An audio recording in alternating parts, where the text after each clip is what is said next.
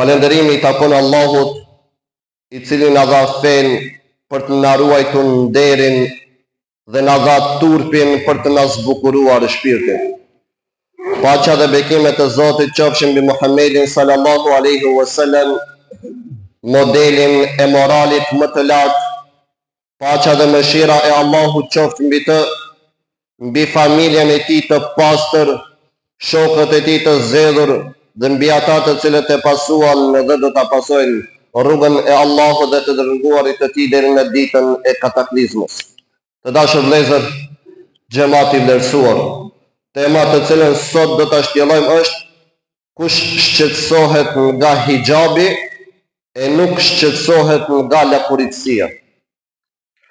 Pejgamberi sallallahu alaihi wasallam ka thënë: Allahu nuk shikon pamjen tuaj dhe trupat tuaj, por shikon zemrat tuaja dhe veprat tuaja. Ky hadith nuk është për të dëgjuar vetëm kalim kohe. Ky hadith kërkon ndalesë, kërkon heshtje, kërkon sinqeritet me vetveten, sepse problemi i shoqërisë sonë nuk është se nuk sheh. Problemi është se sheh, por nuk shqetësohet më. Jetojmë në një kohë të çuditshme. Çdo gjë ka ditë. Pse ti themi dita e mësuesit, kur është më mirë t'ia kushtojmë jetën pra mësuesit? Pse ti themi dita e nënës, kur duhet t'i kushtohet tërë jeta nënës? Pse ti themi dita e fëmijës, kur ne vazhdimisht duhet të kujdesemi për fëmijët tonë? Edhe kjo shoqëri që shpesh nuk beson asgjë, prap ndjen nevojë të shpall ditë, dhe pastaj shpallet edhe dita botërore e hijabit. E këtu lind pyetja që nuk është pyetje politike as kulturore, por morale.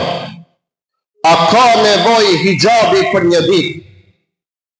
Apo ka nevojë për një jetë të tërë kuptimi, respekti dhe përgjegjësie? Sepse diçka që ka nevojë për ditë, zakonisht nuk jeton dot çdo ditë. Ndërsa hijabi nuk është ngjarje, është mënyrë jetese. Sot shohim një paradoks të madh. Lakuritësia quhet liri, ndërsa mbulesa quhet kërcënim. Zhveshja quhet emancipim, ndërsa turpi, marrja quhet prapambetje. Dhe këtu vjen pyetja jonë themelore, e qetë por therrëse. Kush shqetësohet nga hijabi e nuk shqetësohet nga lakuritësia? Allahu Jalla Shanuhu wa Jalla Jalaluhu në Kur'an shprehet dhe thotë: thuaj ju besimtarëve të ulin shikimin dhe të ruajnë nderin e tyre. Para se Allahu Jalla Shanuhu të flas për rrobat, ai flet për shikimin. Para se të flas për trupin, ai flet për zemrën. Sepse problemi nuk nis nga garderoba.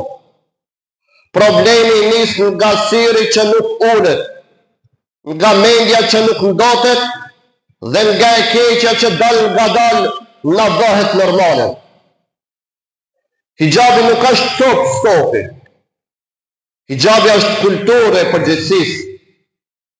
Lakuritësia nuk është thjesht trup, është zhveshje e turpit nga shoqëria. Muhamedi sallallahu alaihi wasallam thotë: nëse nuk ke turp, bëj çfarë të duash. Ky hadith nuk është leje për imoralitet, është diagnozë shoqërore. Do thotë, kur turpi largohet, ligji vjen shumë vonë. Kur turpi vdes, as ndëshkimi nuk e shpëton shoqërinë.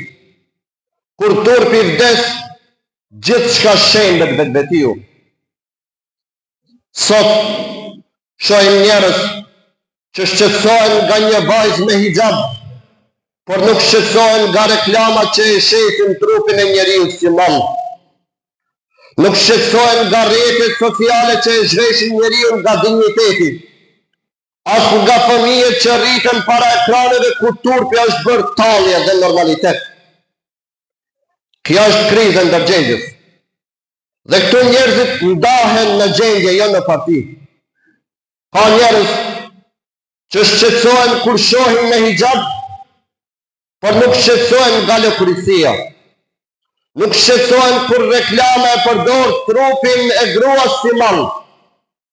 Nuk shqetësohen kur morali banalizohet, sepse u është prishur busulla morale.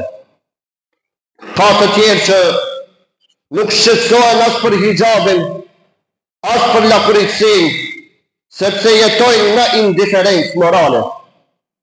Dhe ka njerëz që e kuptojnë se Islami nuk erdhi vetëm për të mbuluar trupin, por për të mbrojtur shpirtin.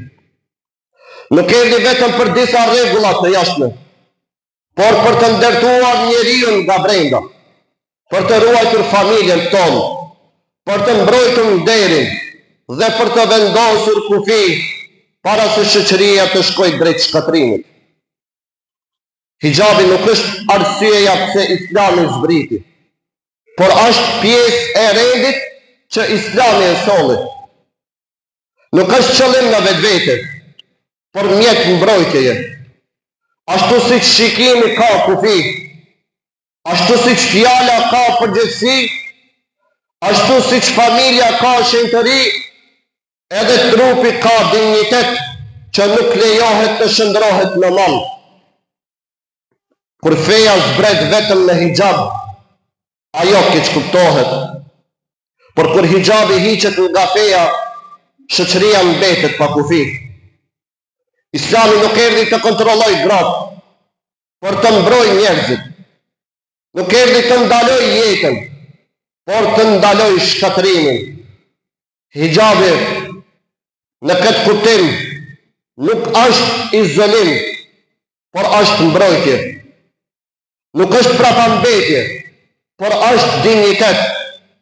Nuk është presion, por zgjedhje e ndërgjegjshme brenda një sistemi moral që fillon nga zemra dhe reflektohet edhe në veshje.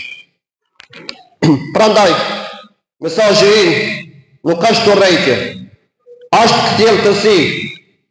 Hijabi nuk ka nevojë vetëm për një ditë. Turpi nuk ka nevojë për kalendar. Morali nuk ka nevojë për fushata. Ka nevojë për jetë. O Allah xhelle shanuhu, na jep zemra që kuptojnë, si që shohim drejt dhe turp që na mbron nga vetvetja jonë. Mos na bëj prej atyre që shqetësohen për formën e harrojnë thelbin. Amin. Wa akhiru da'wana wa anil hamdulillahi rabbil alamin.